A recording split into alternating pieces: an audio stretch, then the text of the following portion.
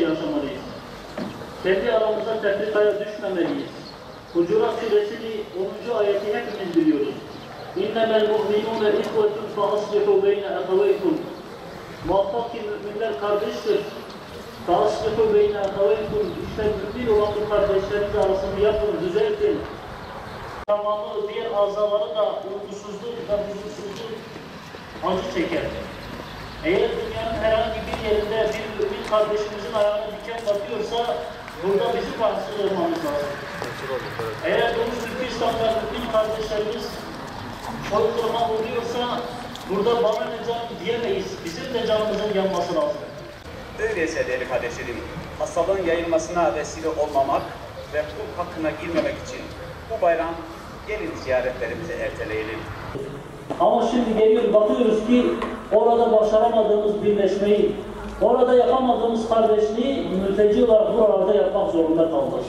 وَاَنْزِلْ عَلَيْهِمْ عَاجِلَ نِعْمَتِكَ الْيَوْمَ اَوْ غَدًا اللّٰهُمَّ اَحْزِنْهُمْ اللّٰهُمَّ اَحْزِنْهُمْ اللّٰهُمَّ اَحْزِنْهُمْ كَمَا اَحْزَنُونَا وَآسِفْهُمْ كَمَا آسَفُونَا meselesi sebebiyle, bu bayram günü sebebiyle, bu bayram günü yüzü suyu hürmetine Mescid-i Aksa'daki işgali sona erdirsin. لَا تَجِدَنَّ أَشَدَّ النَّاسِ عَدَاوَةً لِلَّذ۪ينَ آمَنُوا الْيَهُودِ اللّٰهُمَّ آتِ الْيَهُودَ وَكُلَّ مَنْ وَالَهُمْ ضِعْفَيْنِ مِنَ الْعَذَابِ Çocuklarını yetim bırak. Ya Rabbi, üzerimize yağdırdıkları bombaları kendi üzerlerine çevir. Allahümme ahzinhum, Allahümme ahzinhum, Allahümme ahzinhum. Her şey şu anda teferruattır ve mümin olarak, müminler olarak hakkıyla kardeş olmamız lazım. Bir mesele anlatılır. Ne kadar doğru, ne kadar yanlış biliyor. Allah müminin takvası kendi kalbindedir.